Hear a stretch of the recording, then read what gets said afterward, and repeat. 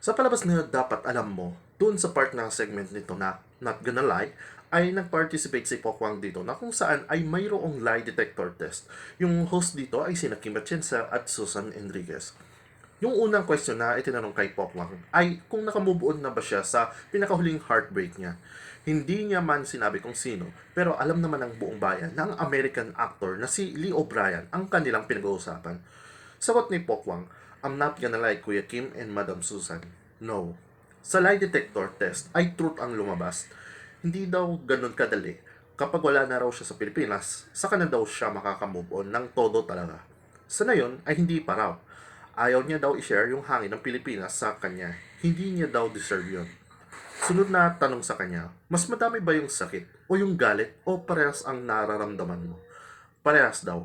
Madami siyang ibinigay na chance para bisitahin yung anak, pero wala. Yung anak na tinutukoy rito ay yung 5 years old na si Malia na anak nila. Sunod na tanong naman ay, dahil ba sa pera ang rason ng kanilang paghiwalay? Yes, ang sabi ni Pokwang. Truth ang lumabas ulit sa resulta ng lie detector test. Sabi ni Pokwang, nasagot ko naman yan sa unang interview ko with Tito Boy.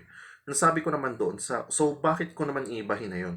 Doon ang isang dahilan kung bakit nagkasira kami. Pera. Ang sunod na tanong naman, mahal niya pa rin ba yung ex niya na si Lee? Yes or no? No ang sagot niya at truth ang lumabas sa lie detector.